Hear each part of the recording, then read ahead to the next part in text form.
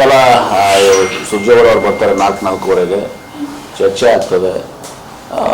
ಯಾವುದೇ ಗೊಂದಲ ಇರಲಾರ್ದಂಗೆ ಟಿಕೆಟ್ಸ್ ಇದನ್ನು ಬಗೆಯಿರ್ತದೆ. ಒಂದು ಕುಟುಂಬದಲ್ಲಿ ಒಡಕಿರ್ತಕ್ಕಂಥವ್ರು ಸರ್, ಅದ್ರ ಜೊತೆ ಹೊರತಾಗಿ ಬೇರೆಯವರು ಕೂಡ ಟಿಕೆಟ್ ಕೇಳ್ತಾವ್ರೆ. ಸ್ವಾಭಾವಿಕ ತಪ್ಪೇನೆ. ಒಂದು ಕುಟುಂಬದಲ್ಲಿ 4 ಜನ ಇದ್ದಾರೆ, 2 ಹೆಣ್ಮಕ್ಳು ಇದ್ದಾರೆ, 1 ಗಂಡ್ಮಕ್ಳು ಇದ್ದಾರೆ ಬಾಗಲಕೋಟೆನಲ್ಲಿ. ಅವ್ರು 4 ಜನ ಟಿಕೆಟ್ ಕೇಳ್ತಾರೆ. ಅದಕ್ಕೆ ಅಂತಿಮವಾಗಿ ಯಾರಿಗೆ ಟಿಕೆಟ್ ಕೊಡ್ತೀವಿ ಎಲ್ಲರ ಅಭಿಪ್ರಾಯ ತಗೊಂಡು ಆಮೇಲೆ ಅದು ಎಲ್ಲನೂ ಕೂಡ ಸರಿ ಹೋಗ್ತದೆ.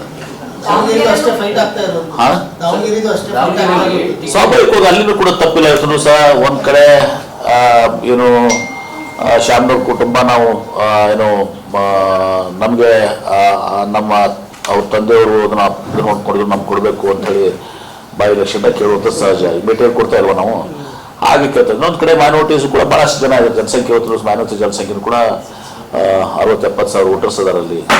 ಅವರು ಕೂಡ ಸರ್ ನಮ್ಗೆ ಕೇಳ್ತಾ ಇದ್ದಾರೆ. ನನಗೆ ಗೊತ್ತಿಲ್ಲ, ನನಗೆ ಸುಮ್ಮನೆ ನನಗೆ ನಾಮಪತ್ರ ಸಲ್ಲಿಕೆ ಆಗ್ತಾ ಇದೆ ಸರ್.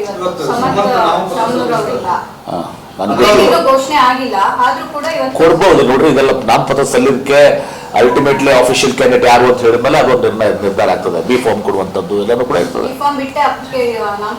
ಹಾಕ್ಬೋದು. ಅದು ಎಷ್ಟೋ ಸಲ ನಾವು ಹಾಕಿರ್ತೀವಿ. ಯಾಕಂದ್ರೆ 30 ಆಗಿರ್ತಾ ನೋಡಿ ಹಾಕಿರ್ತೀವಿ ನಾವು ಅದನ್ನ.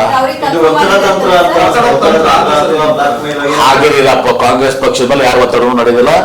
ಇವತ್ತು ಯಾರು ಅಂತಿಮವಾಗಿ ಟಿಕೆಟ್ ನ ಹೈಕಮಾಂಡ್ ಫೈನಲ್ ಮಾಡ್ತದೆ, ದಟ್ ಇಸ್ ಫೈನಲ್. ನಾಮಪತ್ರ ಟಿಕೆಟ್ ಕೊಡದೇ ವಾಪಸ್ ತಗೋತಾರೆ ಸರ್. ನಾಮಪತ್ರ ಕೊಡ್ಬೇಕು. ಅವ್ರು ಈಗ ನಾವು ಕೊಟ್ಟಿರ್ತೀವಿ ಎಷ್ಟೋ ಸಲ. ನಮ್ಮಲ್ಲಿ ಯೂಶಲಿ ಲಾಸ್ಟ್ ಮಿನಿಟ್ಗೆ ಆಗ್ತದೆ, ಲಾಸ್ಟ್ ಇದು ಆಗ್ತದೆ. ಮೊದಲೇ 30 ಆಗಿರ್ತಾ ಹೇಳ್ತಾರೆ ಎಲ್ಲ ನಮಗೂ ಕೂಡ. 30 ನಾಮಿನೇಷನ್ ಕೊಟ್ಟಿರ್ತೀವಿ.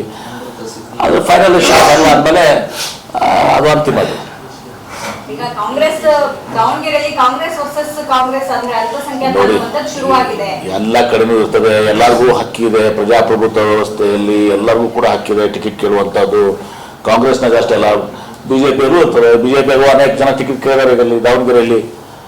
ಈಗ ಅನೌನ್ಸ್ ಆಗಿ ಟಿಕೆಟ್ ಸರ್ವೇ ಜನ ಎಲ್ಲ ಒಪ್ಕೊಂಡಿದ್ದಾರೆ ಅಂತ ತಿಳ್ಕೊಂಡಿದ್ದೀರಾ? ನಿಮ್ಗೆ ಗೊತ್ತದು. Okay, happy Ugadi. Happy Ramzan. What do you want by me? Happy Ugadi and